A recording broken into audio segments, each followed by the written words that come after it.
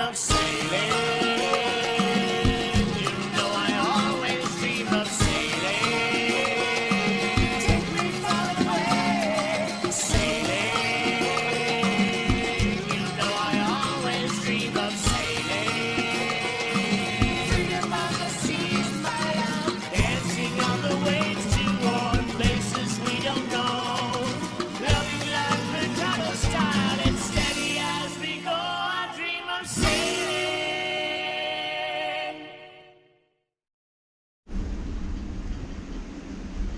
Hello, my friends.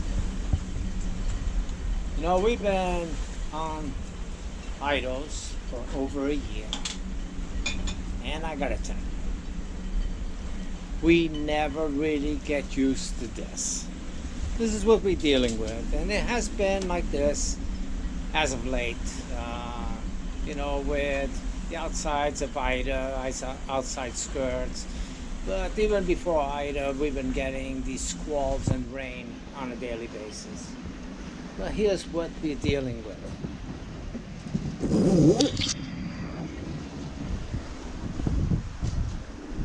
And this is somewhat of a protected bay. And this just turned in the last 10 minutes or so. It's been a great day, but the last 10 minutes, this came towards us. Anchor is being pulled really tight, so is everybody else's around. And the wind is just blowing away. Big waves.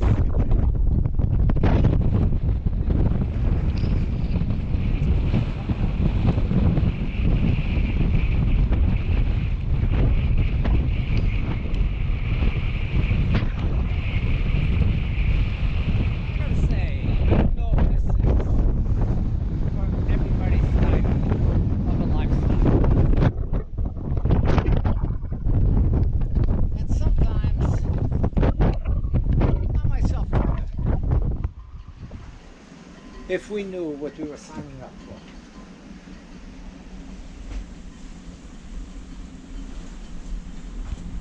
Well, not much to do going to town with this type of weather and getting it on our way back. So Fatima pretty much spends her time on times like this on her book. She loves reading. But yeah, either that or looking at stuff that perhaps I can be motivated to do. Oh my lord, you don't want to go there.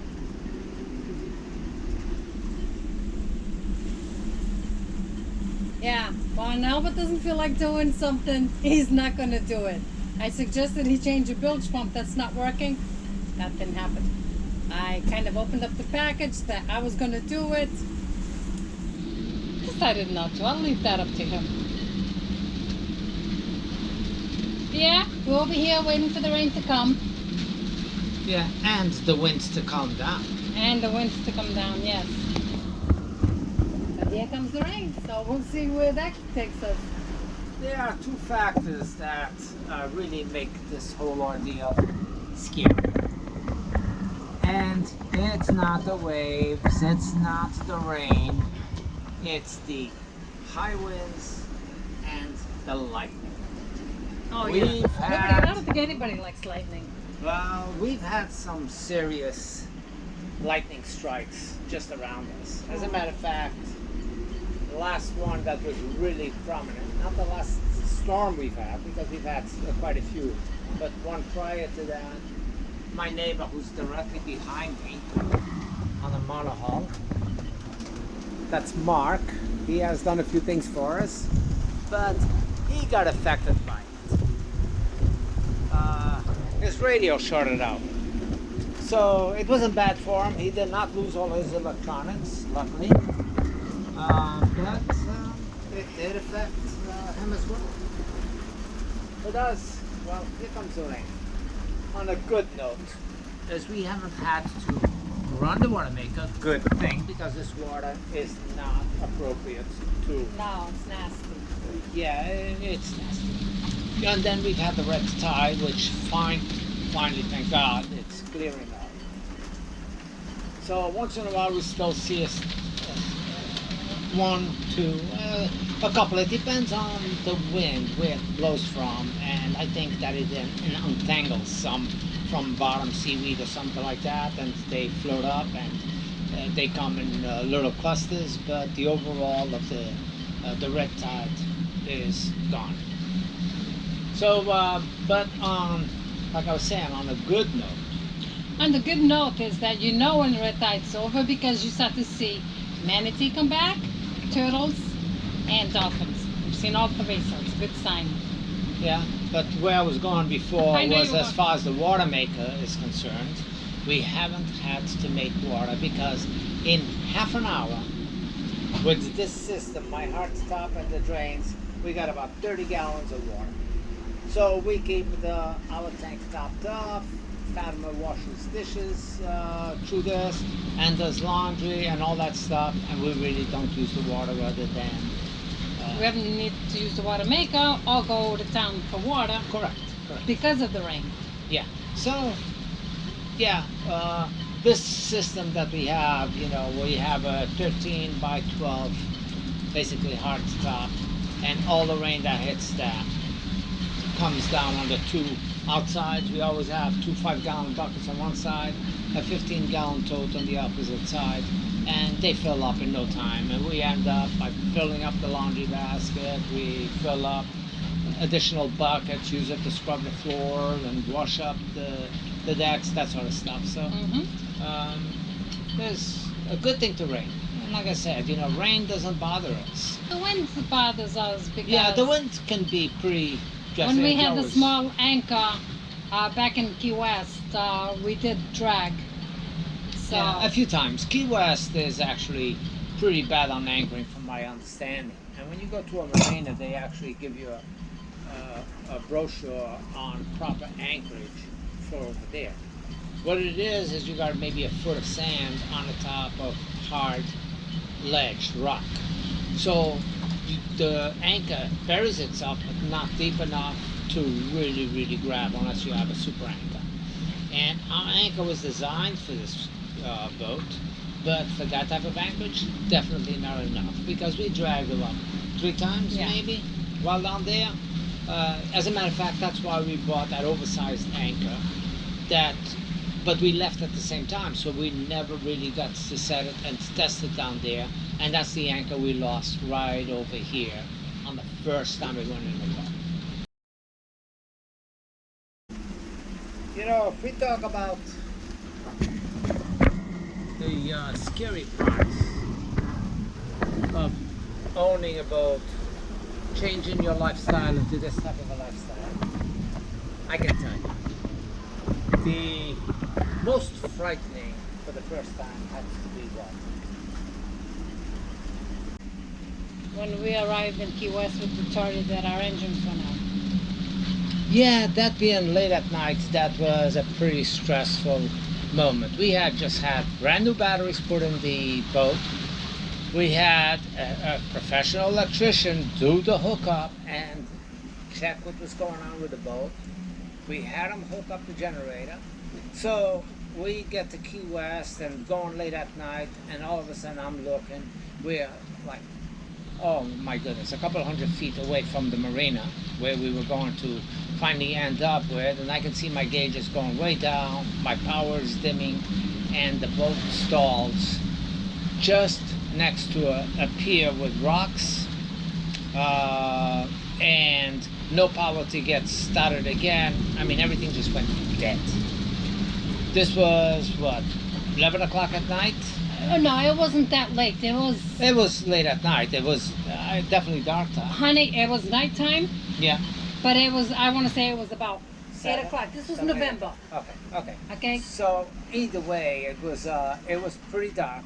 All we could see is the lights from the marina and all that stuff.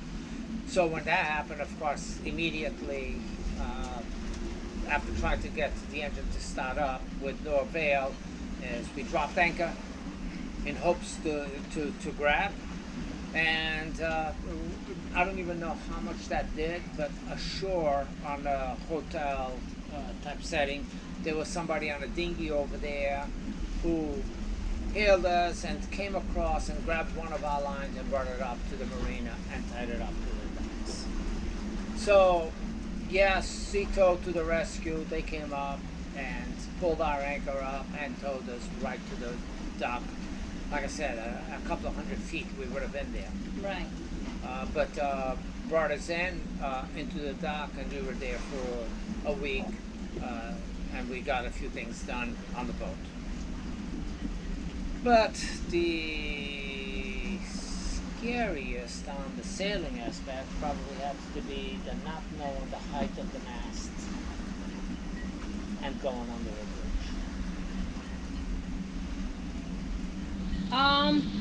The height of the mast, yeah, when we first were going to go on the Marathon Bridge.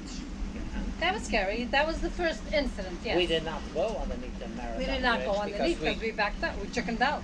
She was begging me not to go underneath. And I'll tell you one thing.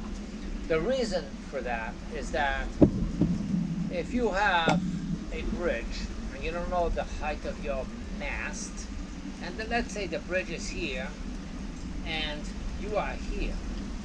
I don't know if this is going to give you the right perspective, but as you're heading up and you're looking from the bottom up, you swear that this mast is at least 10 foot higher than the bridge. And so a few times I went forward to go through it, and she was in panic. Please, hon, don't do that. Don't do that. It's our boat. It's not going to go. Oh, my God. So I backed up 2-3 times just before going underneath the bridge and assessed the situation. And I'm looking and I'm saying, Jesus, the bridges are made for this boat to go underneath, but it sure as heck doesn't look like we're going to fit. So I backed up. I circled the area, got close again, and within a couple of feet, I put the boat in reverse and did a turn and maneuvered and out of there, and we decided, let's go all the way around Key West. Okay, where there's no bridge, so we could head up towards Sarasota. So we did that.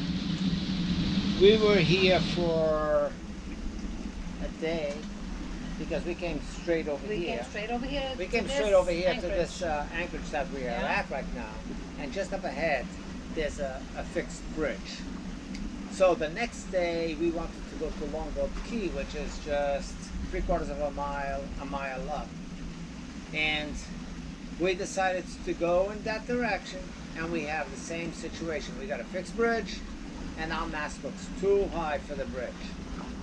So I actually asked another boater, hey, what's the height clearance on this bridge? And they told me 65. So, which is the standard fixed bridge on minimum height that has ships going through it. So I had calculated what our height of our mast was, and I figured we were maybe 1-2 feet below that. 63, 64 feet. That's what I calculated. While we went underneath this bridge, still with the same fear, and it looked like, oh my God, we're gonna hit. And we went through underneath, and my VHF antenna rubbed on the top of the bridge. So that was scary. It was a scare and a relief at the same time once we saw what we had. And any deviation I would make from the center point on that could be devastating, because you got the arch, and if I went a little bit to the left or a little bit to the right, it could make a difference of whether you can make it or not make it. That's how close we were Yeah. to the top. Yep. But yeah, scary moments. That thing in Key West probably did it. But when we had the original anchor, like we said, we have dragged anchor a few times, and nobody wants to be next to a boat that's known for dragging. And we dragged a few times under heavy squalls like this, of course. And 2 times it happened to be in the middle of the night. One time we actually were in the cockpit, and we actually tapped. It wasn't really a big bang, but we tapped the boat that had been behind us. We rushed out right away. I started the engines. I started pulling away, make sure everybody was okay. They were okay. We got away without any foul anchor, without anything. We just pulled up and went to a different area of the a different anchorage in that area, and we were okay over there, somewhat. But we did a lot of spin around. There was a lot of massive current changes over there. So we did that. Then at some time, because we were there for quite some time, we decided to come back to that same side of the islands that we were on. We anchored there again, and one of these squalls came up late at night again, but I saw it happening. I was on deck, keeping an eye. I saw us dragging. I started the engine, and right away we started taking action. During the taking action, well, my anchor actually grabbed, went across the other boater's anchor, and by trying to actually pull up anchor, pulled my bow into his, and we were in a panic over there because it was heavy waves going up and down.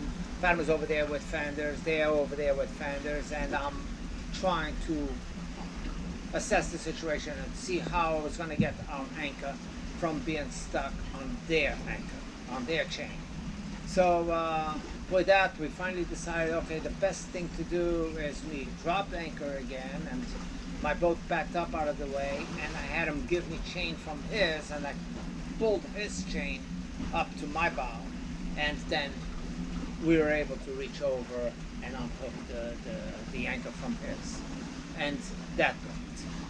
But again, you know, another moment that is part of being on a boat, and always, you have to always be thinking of, you know, what to The do. possibilities, what could happen, and how to take care of, how to Yeah, I mean, approach it. yeah, really solving the situation is really the key. Is, you know, if you're on a boat, something is going to happen. It doesn't matter what it is. But if something happens, you have to be proactive. You have to have a few things in mind on what you can do to rectify the situation. And we have done that. Now, you know, on another note, on nice days, sunny days, when it's calm over here, you know, we go to town, we have the best neighborhood in anywhere we end up at. Because we can park in the front of a neighborhood that's all $3-5 million homes, and our home has same view or better view than what they have, and we can pull in. That's the great thing about this, is we are not limited to being, well, you know, it is what it is, we live in this neighborhood, that's where our house is. And no, we don't have a neighborhood, we choose the neighborhood. We choose the neighborhood does not choose us. Yeah, yeah. So that is great. So, you know, we live right now in an anchorage. That's not what I want to be doing with the boat. I don't want to be staying at anchor for forever. But we're in an anchorage that anything in the back of us, of our view, is at least $5 million. Now, we would never be able to afford that. So, but we have the same luxury that they do in a sense. We're close enough to go to shore. The drawback is we don't have my shop, we don't have a vehicle, we do a lot of walking. To me, that's not a drawback. The drawback is you not having your shop. But I like walking. I've always liked to walk. So to me, that's not a big deal. I don't consider that a drawback at all. I consider Albert it. complains when we're walking. He does not like to walk. My legs, my legs. Well, you know, when it's long walks, I do walks without complaining, going to the supermarket. Yeah, and you tell me to run up ahead and start on the grocery shopping. I was joking. I know it is, but if I was to do it, you'd go fat him up. Anyway. Yeah. So there's living on a boat. There's a lot of adjustments for you to make. There's a lot of things for you to get used to. We're not as edgy as we used to be. Every time we felt a squall, I mean, you know, if it was squalling like this, we would be on edge. I'm over there with engines running, waiting Yeah, waiting for the worst. worst to come and waiting, getting ready to move. And we're a little bit more at ease at that, a little bit. But it's still nerve-wracking when it's blowing like this. You're looking at all the components on the boat, making sure that the sail doesn't open up, making sure that any of the lines don't let go, making sure your dinghy is not bouncing on your davit and creating some stress. You still look for those things, but you're not on edge as much. When it's lightning, it's like you hold on to your chest a few times. No, when you see it coming close, Oh, if yeah. you see it on the distance, it's not too bad still. But when you see it striking all around you and raise, And then the you mouth see thunder that yeah. makes you jump.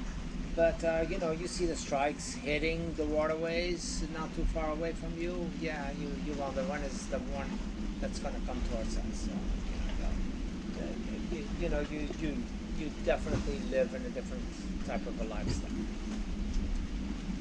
That's the lifestyle we chose. And for now, this is what we're doing because I still need some documents to be cleared up and so on and so forth. But our plan is still, as the original, is to be able to go up north for one season and make it across to the Azores. That is still what That's still our dream. that's our dream, yes.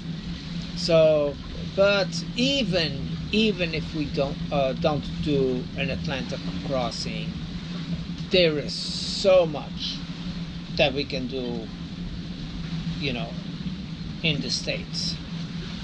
Hmm. Cities to see, the Bahamas. That's not the States. No, but you can go to the Bahamas, you can go to Puerto Rico, you can go to southern Cuba, you can go to There's a lot you can see. There's a lot the you can do. BVIs. You can do. There's a lot of islands that are close enough without being a Atlantic crossing that we could take advantage and put a little bit more practice under our belt for 1 or 2 years. But then it's bringing us further and further away from the Azores, and that's since our goal and our dream is to go to the Azores, then it makes just sense for us to go up north on the East Coast and across the Atlantic to the Azores, and then on the way back hit the Canary Islands, Madeira Islands.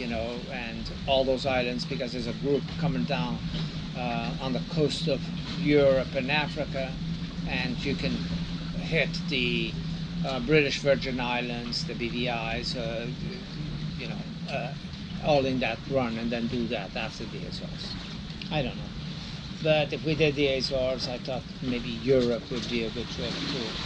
Hmm. So I don't know. We'll see. Time will tell. Yeah. I tell you that crossing the Azores, if we were making preparations to leave, let's say in the next week, I would be a nervous wreck, and I don't think I'd be able to do it because I don't think we mentally prepared ourselves enough. Not yet. No. No, to do that such a passage. I give credits to those that do these long passages, in smaller boats than what we got, and but I don't know if the experience is more than us because basically we're still green at this. This is all new to us. 1 year, but we've done very little sailing. Right? Yeah. I mean, we've got 1,000 miles under our belt at least. Me. At least, because we've came from Riviera Beach all the way around the Keys up to here, back down, up To Key to Largo. Key Largo again, down Back again, down to and the back Keys, over here. and And so we've done at least 1,000 nautical miles of then, yeah, sailing. always close to land. Close. We've gone to another Dry 70 Tortugas. miles, Dry Tortugas. Yeah. That was a trip, no land around you anywhere. So that was nice. That was nice. And I plan to do that maybe one more time still. Oh, of course. I want to make sure I didn't miss anything. Yeah, so. I didn't get to see Captain Mud's cell, yes. cell. So anyway, yeah, But Drive to Tugas is one of those places that you know really nobody's over there slapping you in the back of the hand. Don't go there, don't go there. You know, people, hey, what are you doing over there? Hey, stay away from the edge. No, it was very lenient. Yeah, it's you know, you're adults. You know, You go at your own risk. be safe. You know, but if you want to walk the edge of the water, you walk the edge of the water. You know, that's how I kind of like things. I don't like things. You don't that like are- restrictions. I don't like restrictions. But anyway, we're gonna see where this wind and rain is gonna go. Not much rain, just more wind than anything else. I was hoping to fill my buckets again, but I don't know if that's gonna happen. We'll see. Be back in a bit.